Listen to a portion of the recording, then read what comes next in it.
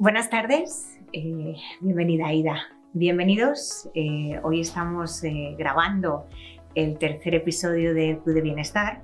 Este es un espacio que hemos creado desde la Fundación AMIR para explorar diversos caminos hacia una vida mucho más saludable y equilibrada. Intentamos abordar en cada episodio temas que nos parecen importantes para cuidar nuestra salud mental y también nuestra salud física. Os invitamos a vosotros, a los expertos, para que nos compartáis consejos, experiencias y desde luego tener conversaciones inspiradoras. Con cada episodio intentamos abordar un tema diferente. Hemos hablado de salud mental, hemos hablado de la adicción a las pantallas y teléfonos móviles. Por tanto, utilizar este espacio para coger tips y técnicas que nos ayuden a mejorar en nuestro bienestar o a veces simplemente pararnos, pensar y encontrar un momento de paz y de reflexión. Así que hoy, en honor al Día Internacional de la Mujer, nos gustaría hablar sobre un tema de vital importancia, la salud del corazón de la mujer. Para guiarnos en esta conversación nos acompaña Aida Suárez, cardióloga y directora académica de AMIR. Bienvenida, nos vas a compartir tu experiencia y sobre todo tu conocimiento sobre este tema tan importante. Así que Aida, si te parece, nos cuentas un poquito sobre ti para conocerte un poquito más. Pues nada, muchas gracias, muy buenas tardes. Encantada obviamente de poder contribuir a este proyecto, por el que además, María José, quiero felicitarte desde ya porque se necesitan espacios para este tipo de comunicaciones y para dar visibilidad pues, a algunas informaciones, ¿no? Que la gente no tiene otros medios para poder conseguirla y que pueden ser muy útiles. Además, pues, con el apoyo de la Fundación y bajo el paraguas de la Fundación es donde puede tener sentido, ¿no? Un proyecto así. Así que feliz de estar aquí. Muchas gracias. Mi nombre es Aida Suárez. Como tú me has presentado, soy cardióloga. Yo me formé en la Universidad Autónoma de Madrid y posteriormente hice la especialidad de cardiología en el Hospital Clínico San Carlos. Trabajé en el Hospital Clínico San Carlos durante la época de la residencia, después cambié, pero estuve por aquí por Madrid, luego me fui a Londres unos años, estuve trabajando allí, soy especialista en insuficiencia cardíaca avanzada y en trasplante cardíaco y dispositivos de asistencia ventricular. Allí hice todo ese proceso de especialización y me quedé allí pues, disfrutando de ese área que es apasionante, muy interesante. Y luego ya posteriormente pues volví aquí a España y seguí desarrollando mi trabajo como cardióloga hasta hace poco tiempo que he pasado un poco más a este puesto nuevo de dirección académica, pero que obviamente sigo siendo cardióloga al completo, ¿no? Esto Claro. No se pierde nunca. Desde los pies a la cabeza. Y Aida, un poco para meternos ya en el tema, ¿no? ¿Por qué es importante la salud cardiovascular en nosotras, en las mujeres? Bueno, pues la importancia radica sobre todo, ¿no? Y es muy fácil de entender para todo el mundo, de la frecuencia, ¿no? Es la principal causa desde el punto de vista de mortalidad, la mortalidad cardiovascular es la principal causa de mortalidad, ¿no? Esas causas de mortalidad cardiovascular pueden ser tanto lo que todo el mundo entiende como infartos cerebrales, ¿no? Es decir, los eventos cerebrovasculares como los eventos cardiovasculares, es decir, los infartos agudos de miocardio o la patología isquémica cardíaca que todo el mundo conoce con el nombre de infarto agudo de miocardio. Se me ponen un poco los pelos de punta de oírte. ¿Y cuáles son, para evitar todo esto, ¿no? ¿Cuáles son algunos de los factores de riesgo que son más específicos, ¿no? En nosotras, en las mujeres, ¿no? Para tener en cuenta en esa relación, ¿no? con este tipo de enfermedades que nos avanzan. Pues hay factores de riesgo que son comunes, la verdad que no son específicos de las mujeres en concreto, sino que son comunes.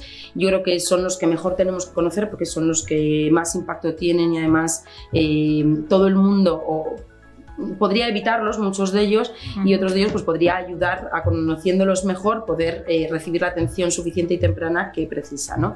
Entonces, entre esos habituales, pues, por ejemplo, puede estar la hipertensión arterial, puede estar la diabetes, los pacientes diabéticos tienen más riesgo de enfermedades cardiovasculares, está el sobrepeso, que tiene un impacto muy significativo en la incidencia de enfermedades cardiovasculares, está obviamente pues, el sedentarismo, no hacer ejercicio, son factores que tienen un impacto muy importante y que además como puedes ver muy rápidamente, algunos de ellos podemos tener un papel, ¿no? Y podemos actuar y evitarlos, la prevención, ¿no? Esa famosa prevención a la que tanto llamamos los médicos, que es antes de llegar, ¿no?, a la patología, vamos a intentar evitar, ¿no? Voy a ponerte un ejemplo que es el tema del sobrepeso. El sobrepeso es algo que todos... Bueno, tenemos una conciencia de él muy clara porque todos sabemos pues, más o menos cuál es nuestro normopeso, cuándo es un sobrepeso y qué dietas son aquellas dietas que todos ya sabemos, ¿no? Lo que es saludable y no saludable. No hay que repetirlo constantemente porque somos plenamente conscientes. Es decir, tenemos un papel en el que claramente podemos modificar ese factor de riesgo en cuanto a las enfermedades cardiovasculares que vayamos a sufrir más tempranamente o sobre todo más tardíamente, que es cuando la incidencia todavía aumenta más. Podemos cambiarlo, tenemos el control de ello y es una decisión nuestra. En algunos casos no, en algunos casos obviamente no hay un control sobre ello, es una patología y por supuesto no voy a decir yo que se puede evitar, pero muchos de nosotros tenemos ese control, ¿no?, de poder comer saludablemente, hacer ejercicio y que en algunas ocasiones pues no nos lo tomamos tan en serio porque no somos conscientes de verdad del impacto que puede llegar a tener en las patologías que vamos a sufrir cuando vayan avanzando los años. Pero es muy diferente en hombres y en mujeres porque la diabetes, el control del peso y comer sano, hacer deporte, o sea, me parece que son hábitos o factores que debemos vigilar tanto hombres como mujeres, pero sí. ¿Dónde podría estar en nosotras la diferencia? No sé, cojamos peso más rápidamente, somos... No sé. No, en esos factores que son comunes no está la diferencia. La diferencia, los factores de riesgo que son diferentes o que pueden ser un poco más específicos, como mencionabas al principio, son, por ejemplo, el hecho de sufrir una menopausia precoz aumenta el riesgo cardiovascular. De hecho, en el momento en el que las mujeres sufrimos la menopausia es el momento en el que aumenta exponencialmente nuestro pico de patologías cardiovasculares. Claro, esto no es algo que podamos evitar nosotras, esto ocurre cuando ocurre y llegas a ese momento y a partir de ese momento es cuando aumenta el riesgo y aumenta la incidencia de estas patologías. No podemos modificarlo, pero sí tenemos que ser conscientes de que es un punto de inflexión, ¿no?, en el que empieza a aumentar ese riesgo cardiovascular y que no podemos relajarnos, ¿no?, o pensar que a nosotras no nos va a afectar, que es una de esas cosas que no todo el mundo tiene en mente y que puede haber todavía, por leyendas y por históricos antiguos, mujeres que pensaban que esos factores de riesgo pues no nos impactaban tanto y que esas patologías no nos impactaban tanto. O sea que a partir de la menopausia, digamos que es cuando nosotras, claro, debemos poner un poquito más de foco y más de atención, porque ahí es donde incrementa... Sí, debemos poner foco, pero o sea, la prevención tiene que ser desde mucho antes. Vale. Porque si empezamos a ponerla en ese momento, bueno, obviamente mejor tarde que nunca, o sea, no hay duda, pero el foco tiene que estar desde mucho antes. Lo que sobre todo es que tenemos que tener conciencia, ¿no?, de que existe esta realidad, de que también vamos a sufrir enfermedades cardiovasculares, que no es una patología para nada, es nuestra principal causa de mortalidad, como hemos mencionado principalmente, y que por lo tanto esas enfermedades cerebrovasculares o cardiovasculares tenemos que intentar evitarlas en la medida de lo posible. Y consejos prácticos, o sea... tú has dicho hacer ejercicio, comer bien, en fin, no tener una vida sedentaria, ¿no?, que es hacer ejercicio, pero danos así como tips prácticos, porque a veces no es tan sencillo. O sea, ¿cuánto tengo que hacer? ¿Los 10.000 pasos que dicen o 15.000? ¿Me puedo comer un día yo qué sé, cualquier tipo de bombón de dulce y uno no pasa nada?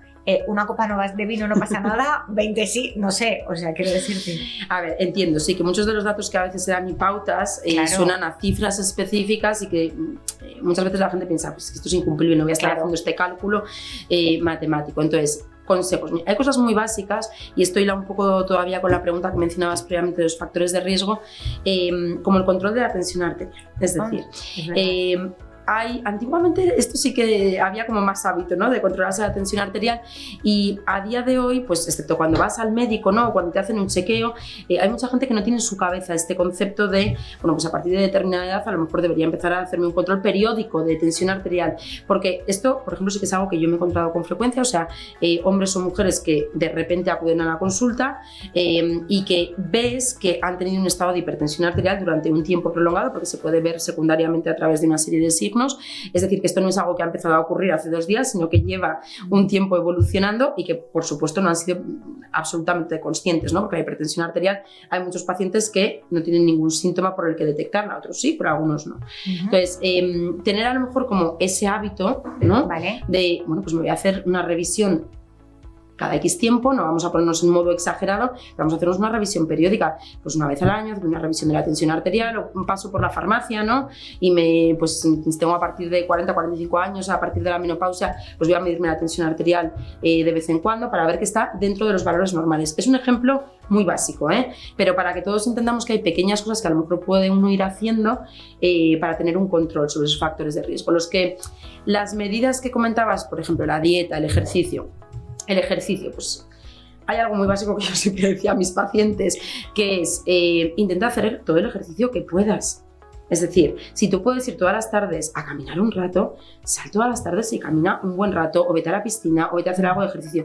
Entiendo que es muy difícil cuando ponemos reglas muy cerradas los médicos y que es muy difícil a veces entender para la población, ¿no? Que tengo que cumplir, que no, cada uno tenemos muchas circunstancias personales, profesionales, pero intentar hacer ejercicio, un rato de ejercicio al menos 3 veces por semana, obviamente es una regla básica. Si ese ejercicio pues puede ser un ejercicio continuado, aeróbico, como caminar, no vamos a ponernos en nada más complejo, correr, nadar, pero cualquier tipo de ejercicio es positivo. Si a uno le gusta más otro tipo de ejercicio completamente diferente, pues por supuesto siempre es mejor que no hacerlo. Si en vez de 3 días por semana se pueden hacer 5, pues obviamente mejor. Pero intentar coger esa rutina. Yo creo que lo más importante con el ejercicio es la rutina. Sí. Hay mucha gente que llega pues Navidades, empieza a hacer ejercicio, gimnasios completamente llenos, de repente hay 3 meses que no salen del gimnasio y luego paran de 9 meses y volvemos a empezar el proceso. Ahí es donde hay un problema importante. Primero porque ni el cuerpo se acostumbra ni acabamos disfrutando de ese ejercicio porque casi parece una obligación en vez de una rutina positiva, ¿no? A la que acostumbrarte, y ahí es donde vemos pues, que la gente lo abandona con más frecuencia y que no mantienen esa actividad de voy a cuidarme desde ese punto de vista. La dieta. La dieta es algo muy básico, ¿no? Es decir, podemos ir a los límites de índices de masa corporal, etcétera, pero que no es el objetivo de este mensaje, ¿no? Porque ahí pues cada médico pues, le puede decir a su paciente, este es el índice de masa corporal apropiado, tiene sobrepeso, no tiene sobrepeso, hay unas categorías, unas escalas que cada uno nos puede dar, ¿no? El médico correspondiente. Pero en cuanto a lo que es alimentación pura y dura, no tanto el sobrepeso, todos sabemos que hay determinados alimentos que son saludables y determinados alimentos que no son saludables. Esto quiere decir, como dicen muchas veces, ¿no? Las personas que tienes alrededor, los pacientes, pero entonces nunca jamás me voy a poder comer una hamburguesa o nunca jamás ya me voy a poder, ¿no? tomar algo. Sí se puede, es decir, no quiere decir que haya que quitarlo radicalmente. Cuanto menos mejor, sí, o sea, hay que ser honesto. Yeah. Es que muchas veces se busca otra respuesta, no, cuanto menos mejor, o sea, no hay ninguna duda, ¿no? De todos esos elementos que sabemos o alimentos que no son saludables. Ahora, esporádicamente o que dentro de una dieta muy saludable ocasionalmente haya un consumo de algo que no es tan saludable, no va a generar un problema dramático por el que se rompa, ¿no? esa rutina.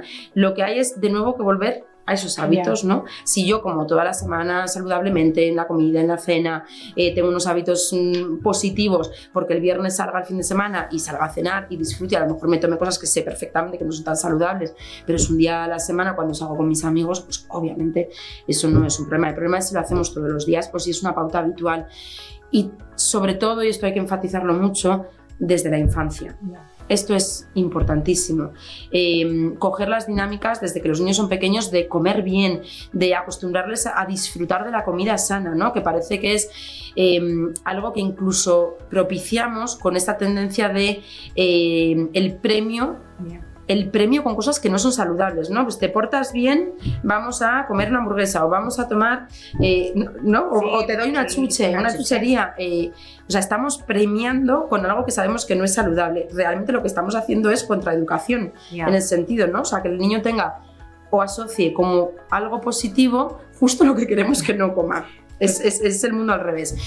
Esto hay que trabajarlo mucho, hay que trabajarlo desde los colegios, hay que trabajarlo desde las familias, porque además esto está públicamente estudiado, ¿no? Ha habido unas décadas de un aumento muy significativo de malos hábitos entre la infancia y también de sobrepeso infantil muy significativo y todo eso tiene un impacto tremendo en la salud cardiovascular del futuro de esos niños.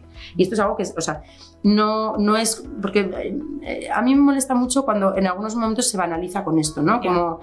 He llegado a escuchar este concepto que me fascina de madres controladoras, ¿no? Este tipo de cosas que dices, o padres controladores, pero bueno, desgraciadamente pues muchas veces se aplica más al concepto de madre. No, o sea, creer que tu hijo coma bien y coma sano es algo positivo para que su futuro pueda estar o tenga un menor riesgo de determinadas enfermedades. No es una cuestión de controlador, ni es una cuestión de obsesión, ni es una cuestión de nada, porque todo dentro de su justa medida y con un equilibrio no va a causar ningún impacto, ¿no? En que el niño no pueda comer chucherías todos los días, sus amigos sí, bueno, pues enhorabuena. Ya está. Ese es el mensaje, ¿no? Que hay que mandar a los niños, pero no incentivar esas malas rutinas simplemente pues por dejadez o porque las personas cercanas lo hacen.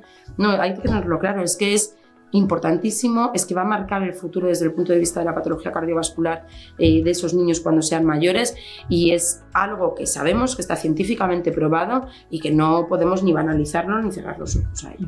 Me estaba acordando, oyéndote, una anécdota que siempre contaba mi tía. Fue al endocrino porque ella estaba un poco gordita, y entonces el endocrino le dijo: usted tiene una forma muy fácil de saber si algo engorda o no engorda. Si lo que se está comiendo sabe, engorda. Si lo que se está comiendo no sabe, pues entonces no engorda. Siga por ahí. Mira, me recuerda, es muy curioso, ¿eh? No con la misma palabra, pero yo sí que había una cosa que le decía a mis pacientes cuando a veces me preguntaban para distinguir, porque esas listas que nos mandan las doctoras, ¿no? Nos pones a estudiárselas, y hay una cosa que decía: casi todo lo que está muy bueno, pues lo mismo. Casi todo no suele tener un perfil muy positivo desde el punto de vista cardiovascular, ¿no? Lo que nos encanta y lo... A ver, es una forma muy simplista, sí, claro, ¿no? Pero bueno, hay gente que lo entiende bien y distingue rápidamente. Y que te ayuda y que te guía. Pero justo es eso lo que hay que evitar, ¿no? Que asociemos algo que está muy bueno con algo que no es saludable, y que lo que es más saludable lo asociemos a sentimientos o a un pensamiento negativo de no está igual de bueno. A ver, hay una realidad que es el gusto, o sea, con esa no podemos luchar. Pero creo que hay un trabajo muy importante que también tiene que hacerse ahí en la educación, ¿no? En fomentar ese consumo, en hacerlo divertido, en intentar conseguir que lo asuman como algo completamente normal los niños, esa alimentación saludable. Y Aida, ¿hay algún mito específico, ¿no?, sobre la salud del corazón de las mujeres que te gustaría que hablásemos? Pues mira, hay, por ejemplo, el primer mito es el que comentábamos antes, que es un mito que durante muchas décadas ha ocurrido, que es, no sé, había como esta sensación en la sociedad como que la patología cardiovascular y sobre todo lo que es los infartos agudos de miocardio, como decíamos antes, pero también la patología isquémica crónica, eran más frecuentes o eran una patología de hombres. Esto ocurrió durante muchas décadas, o existía, ¿no?, en la sociedad, y había como una mayor desconexión, o las mujeres eran menos conscientes de que era una patología que también les afectaba a ellas. Esto es un mito absolutamente, como ya hemos mencionado durante esta conversación, y es un mito que hace mucho daño, ¿no?, porque el no tener conciencia de cómo te puede afectar una patología hace que estés menos preocupado de ese proceso de prevención. Entonces es algo que tenemos que cambiar, que tenemos que visibilizar y que tenemos que concienciar para que podamos poner esas medidas también y sepamos que nos afecta en igual medida, y que tenemos que intentar poner, bueno, pues ese control de factores de riesgo. Y para terminar, ¿vale?, ¿algún consejo final que tú quieras compartir con todas nosotras, pero también con los varones que nos estén escuchando, ¿vale? Pues a ver, mira, más que consejo, yo compartiría una reflexión que siempre he tenido en mente, ¿no?, que es desde el punto de vista de la visibilidad. Necesitamos visibilizar estas patologías, necesitamos visibilizar mejor los síntomas. Hay algo muy curioso, y que es algo que está ahí en la mesa, y que los que pertenecemos al ámbito de la cardiología, pero también a otros ámbitos médicos, hemos hablado en infinidad de ocasiones, ¿no?, que es por qué siempre se ha llamado dentro de la patología cardiovascular los síntomas típicos, ¿no? Que tú reconocerás porque todo el mundo los conoce, ¿no? Los síntomas típicos de un infarto, pues dolor en el hombro izquierdo, irradiado. Las mujeres no tenemos ese tipo de síntomas, tenemos unos síntomas que curiosamente se denominaban como atípicos, ¿no? Pero son los que tenemos todas las mujeres o los que más frecuentemente pueden tener las mujeres. Okay. Y los hombres más frecuentemente tienen esos síntomas típicos o que tradicionalmente estaban en los libros. Entonces, curiosamente, resulta que los síntomas típicos son los que tenía la población masculina. Esto es algo que tenemos que romper. Y esto es algo que obviamente bloquea esa visibilidad, ¿no? Es decir, los síntomas típicos serán los que tengamos toda la población, no los que tenga solo más habitualmente una parte de la población. Que esto no quiere decir que una mujer no pueda tener los síntomas que tradicionalmente se llamaban típicos, ¿eh? Vale. Quiere decir, es una cuestión de frecuencia y es una cuestión de cómo se llegaba a categorizar esa nomenclatura y que realmente es muy chocante, ¿no? El concepto en sí mismo. Esto tiene un impacto y el impacto es que ha habido, y sigue habiéndolo probablemente por desgracia, pero ahora hay más conciencia, durante muchísimo tiempo un infradiagnóstico de este tipo de eventos cardiovasculares en las mujeres, simplemente por realizar esa distinción, ¿no? De lo que es típico, lo que es atípico. Como se conocían más los típicos, porque eran los que estaban descritos en los libros y los que nos estudiábamos en la carrera y a los que más visibilidad se les daba incluso en las campañas de salud cardiovascular, claro, ¿no? Para el resto de la población, eran los que se reconocían como tales. Y a lo mejor otros síntomas que pudieran ser más atípicos y no esa típica radiación al brazo izquierdo, ¿no? Tan clara y tan visual que tenemos todos, pues podía hacer que a lo mejor una mujer en su casa no reconociera ante una situación o unos determinados síntomas que podían ser una patología cardiovascular, o ya no te digo llegar a ese punto, decir simplemente debería ir a la urgencia porque me estoy encontrando mal y algo me pasa que puede ser serio. Alguien que tiene un dolor en brazo izquierdo irradiado tiene claramente en su cabeza que eso puede ser un infarto. Sí. Claro, pero porque habíamos dado visibilidad a ese tipo de sintomatología. Entonces, tiene mucho impacto todo este tipo de cuestiones históricas que han ocurrido y que no solo son algo específico de la cardiología, por supuesto que no, pero que tenemos que trabajarlas, cambiarlas radicalmente y tenemos que llegar a ese punto donde demos la misma visibilidad, donde igualmente en investigación lo que es las patologías que afectan a las mujeres, los síntomas que tienen las mujeres, los signos que ocurren en las mujeres tengan el mismo papel y se analicen de la misma manera. O cuando corresponda por incidencia de patología, pues en algunas ocasiones será más, en otras ocasiones será menos, ¿no? Pero... Vale, Aida, para no preocuparme yo y para no preocupar a nuestras oyentes, ¿cuáles son nuestros síntomas? Es decir, ¿qué tengo que observar yo y preocuparme y entonces irme a urgencias o...?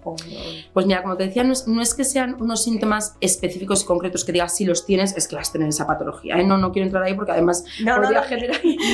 Ni pretendo, o sea, no. Sí, sería un mal mensaje. Me estoy empezando ya a poner hipocondríaca y tampoco quiero eso. No, obviamente una mujer como esto puede tener esos síntomas que hemos comentado, más tradicionales, vamos a llamarlo así, o que estaban más descritos, más visibilizados en la literatura, pero es más habitual en mujeres que en hombres que un infarto agudo de miocardio se pueda presentar con esa sintomatología que no era tan convencional o que no ha sido la tradicional que se ha descrito, ¿no? Por ejemplo, pues una sensación de fatiga, ¿no? Una sensación de malestar con sudoración. Esto es más frecuente que sea el modo de presentación en una mujer que en un hombre. En un hombre va a ser mucho más frecuente la presentación esa más habitual, ¿no? Que comentábamos. Entonces, hay que estar más alerta en el sentido de que otros tipos de molestias pueden ser también un símbolo de una patología cardiovascular. Y te pongo este ejemplo como te podría poner otros, pero no quiero buscar la preocupación, sino simplemente esa diferencia para que entendamos que necesitamos todavía trabajar mucho en este tipo de cuestiones. Pues millones de gracias, Aida, como siempre un placer hablar contigo, escucharte y aprender de ti. Gracias por haber venido esta tarde a vosotros al Club de Bienestar. Para todos los que nos estáis escuchando, hombres o mujeres en este caso, recordar la importancia de cuidar el corazón y desde luego qué importante también estar atentos a nuestra salud cardiovascular, pero sobre todo feliz Día Internacional de la Mujer. Muchas gracias. Igualmente, muchas gracias.